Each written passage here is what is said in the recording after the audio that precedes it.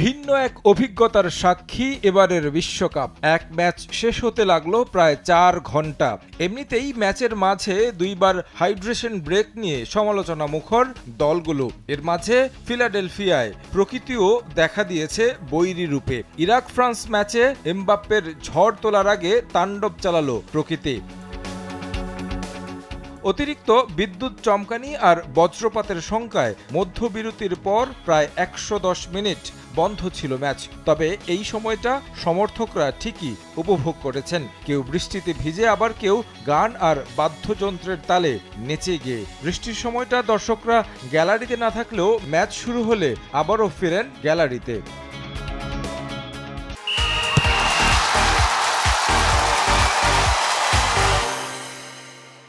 লম্বা অপেক্ষার পর মাঠে গড়ায় ম্যাচ।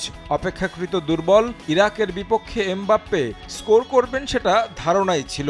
ম্যাচের 66 মিনিটে জোড়া গোল পূর্ণ করেন এমবাপ্পে। উলিসের পাস থেকে স্কোর করেন ফরাসি তারকা। 2-0 গোলে লিড নেয়ার সঙ্গে ভাগ বসান দীর্ঘ সময় বিশ্বকাপে সর্বোচ্চ গোলের রেকর্ড ধরে রাখা জার্মান কিংবদন্তি মিরোস্লাভ ক্লোজার সঙ্গে। যদিও তার রেকর্ড আগের ম্যাচেই ভেঙে সর্বোচ্চ গোলদাতা লিওনেল মেসি, যার পেছনে ছুটছেন ফ্রান্স স্ট্রাইকার।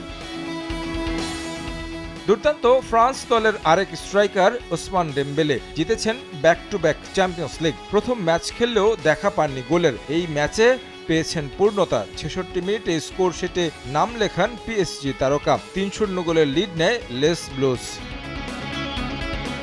এর আগে প্রথমার্ধে দারুণ শুরু পায় ফ্রান্স। ম্যাচের 14 মিনিটে গোল করেন এমবাপ্পে। যদিও গোল হজম করে ইরান বেশ কয়েকবার চেষ্টা করেছে সমতায় ফিরতে, তবে লেস ব্লুজদের রক্ষণে পেরে ওঠেনি। ম্যাচের শেষ দিকে অবশ্য কিলিয়ান এমবাপ্পের সামনে সুযোগ এসেছিল হ্যাটট্রিক করার, তবে নিজের ভুলে সেটা পারেননি। ফলে 3-0 গোলের জয় নিয়ে বিশ্বকাপের নকআউট পর্ব নিশ্চিত করল সাবেক বিশ্ব চ্যাম্পিয়নরা।